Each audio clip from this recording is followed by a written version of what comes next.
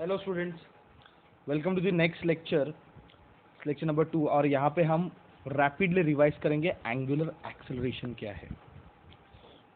तो बच्चे लोग, एंगुलर एक्सेलरेशन सिंबल अल्फा है, rate of change of angular velocity with respect to time. ये हो गया instantaneous when time is very small.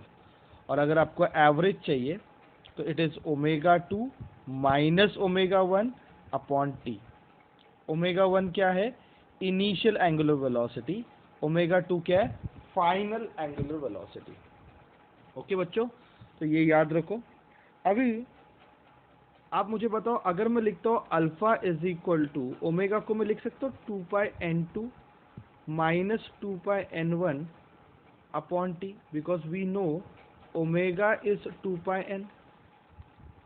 बराबर है, तो हम ऐसा लिख सकते हैं। अभी यहाँ से ओमेगा कॉमन निकालोगे तो क्या मिलेगा? अल्फा इज इक्वल टू, अगर मैं 2π कॉमन निकालता हूँ तो मिलेगा n2 minus n1 upon T. तो ये फॉर्मूले हमें यूज करने। एक तो ये वाला फॉर्मूला है, डायरेक्ट याद रखो, फ्रीक्वेंसी के फॉर्म में दिया हुआ है, ठीक है। और एक ये वाला फॉर्मूला है। तो ये फॉर्मूला आप लोग याद रखो। इसी फॉर्मूला पे अपन अभी सम सॉल्व करने वाले हैं कि what is angular acceleration. It is rate of change of angular velocity with respect to time. अच्छा, ये फॉर्मूला लीनियर मोशन में ऐसा लिख सकते कि नहीं? A is equal to V minus U upon T, है कि नहीं? तो लीनियर मोशन में ऐसे लिख सकते हैं। तो अभी एंगुलर मोशन में क्या लिख सकते हैं? Alpha is equal to omega 2 minus omega 1 upon t. अभी इस फॉर्मूला से हमने क्या किया है? काइनेमेटिक इक्वेशन डिराइव किया। पहला काइनेमेटिक क्या है? v is equal to u plus a t. दूसरा क्या है? s is equal to u t plus half a t square. और तीसरा क्या है? V square is equal to u square plus 2as।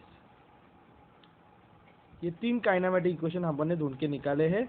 अभी बच्चों, सेम फॉर्मूले मैं लिखने वाला हूं एंगुलर के लिए। अभी ये फॉर्मूला एंगल के फॉर्म में हो जाएगा omega 2 is equal to omega 1 plus alpha t. ये फॉर्मूला हो जाएगा theta is equal to omega 1 t plus half alpha t square. और ये फॉर्मूला हो जाएगा omega 2 square is equal to omega 1 square plus 2 alpha theta. Okay, तो ये ऐसे फॉर्मूले आपको याद रखने हैं, ठीक है। तो ये काइनेमेटिक इक्वेशन हो गया। क्या हो गया? ये काइनेमेटिक इक्वेशन। ये भी यूज हो सकते हैं because it is completely based on this formula. तो ये फॉर्मूले अच्छे से याद रखो। और अगर आप ठीक से देखोगे, वेलोसिटी को ओमेगा ने रिप्लेस किया। v मतलब फाइनल वेलोसिटी, तो इसको ओमेगा 2 लिखा। u मतलब इनिशियल वेलोसिटी, इसको ओमेगा 1 लिखा। और a को किसने रिप्लेस किया है? अल्फा ने। सिमिलरली डिस्प्लेसमेंट को किससे रिप्लेस किया है? एंगुलर डिस्प्लेसमेंट थीटा ने। तो आप देखोगे सब कुछ रिप्लेस हुआ except time. Everything we have replaced, ठीक है। तो ये फॉर्मूले लर्न करो, इसको नोट डाउन करो अच्छे से, बहुत अच्छे से लर्न करना एंगुलर एक्सेलरेशन के फॉर्मूले। Okay, let us go for this first sum. What is the angular acceleration of a particle in circular motion which slows down from 600 rpm to rest in 10 seconds? Okay, तो याद रखो, पहली frequency कितनी है? 600 rpm। पहला बात तो आप एक चीज क्लियर रखो कि rpm जब भी रहेगा, उस rpm को आप rps में कन्वर्ट करोगे। rps मतलब क्या? हर्ट्स में।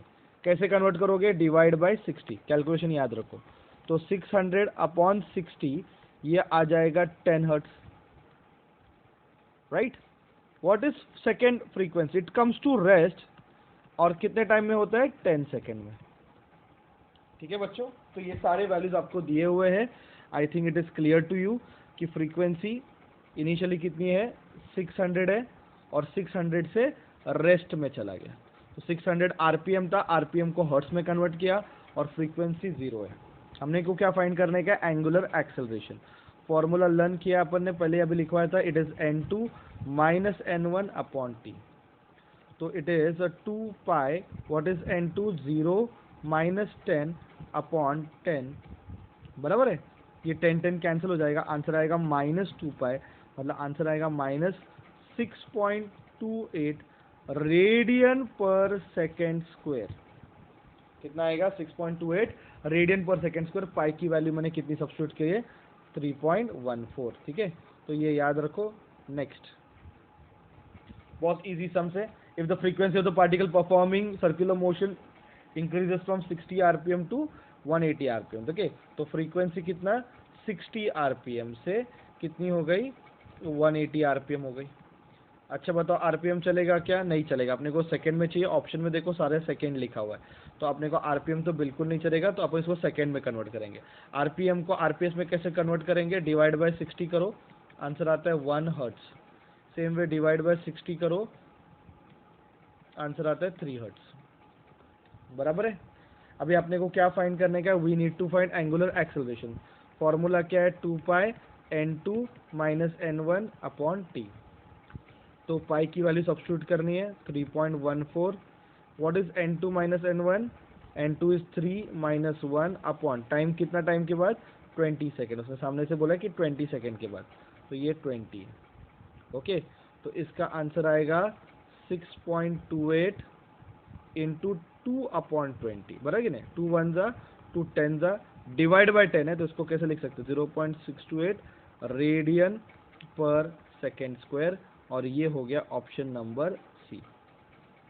ठीक है, तो बहुत इजीली सॉल्व कर सकते हैं। I hope you got how to use this formula. Okay, let us go for the fourth sum. This sum is very important. You can expect this for CET exam. It is very very important. ठीक है, the angular velocity of a wheel increases from 60 to 2400 rpm. तो angular velocity जो है वो, अभी एक काम करते, will not break our concept. इसको आप फ्रीक्वेंसी जैसे याद रखो, तो मैं इसको लिखता हूँ भाई कि ये 60 आरपीएम है। अच्छा, डायरेक्ट करूँ? डिवाइड बाय 60 करोगे तो आंसर आएगा, sorry I am very sorry, 600 RPM है। डिवाइड बाय ये, सॉरी ये वैल्यू मैंने देखा नहीं ठीक से, ये वैल्यू आपको दिया है 600 आरपीएम। डिवाइड बाय 60 करोगे तो आंसर आएगा 10 हर्ट्ज। और दूसरे का है 240 आरपीएम, 2400, सॉरी 2400 आरपीएम। अगर 2400 आरपीएम है, डिवाइड बाय 60 करोगे तो 40 हर्ट्ज आएगा। तो फ्रीक्वेंसी 10 हर्ट्ज से 40 हर्ट्ज इंक्रीज हुई।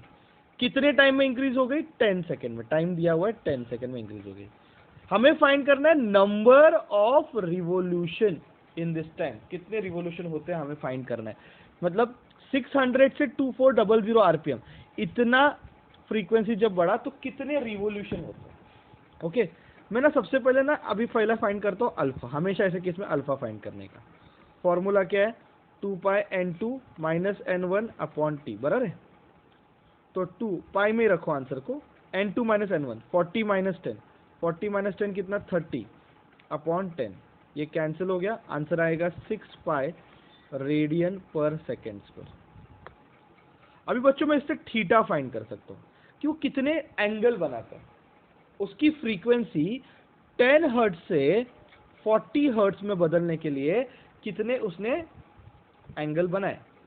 तो थीटा फाइंड करने के लिए हम काइनेमेटिक इक्वेशन यूज करेंगे। काइनेमेटिक इक्वेशन कब यूज करते हैं? जब अल्फा क्या रहता है? कांस्टेंट, कांस्टेंट एक्सेलरेशन के फॉर्मूले। तो चलो इसको हम लिखते हैं omega 1t plus half alpha t square.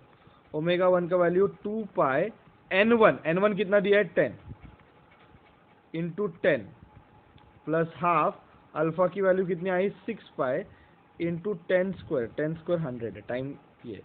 तो 2 1 जा 2 3 जा, तो ये यहाँ पे आ गया 200 पाई प्लस ये वाला हो गया 300 पाई। बराबर है, तो 200 पाई प्लस 300 पाई कितना होता है? 500 पाई। तो ये थीटा हो गया। अगर थीटा की वैल्यू 500 पाई है, मतलब इतना एंगल बना है। अब मुझे बताओ, एक रिवोल्यूशन में 2 पाई एंगल बनता है, बराबर कि नहीं? एक रिवोल्यूशन में 2 पाई एंगल बनता है, एंगुलर डिस्प्लेसमेंट बनता है। तो अभी मुझे बताओ कितने रिवोल्यूशन करोगे तो 500 पाई बनेगा।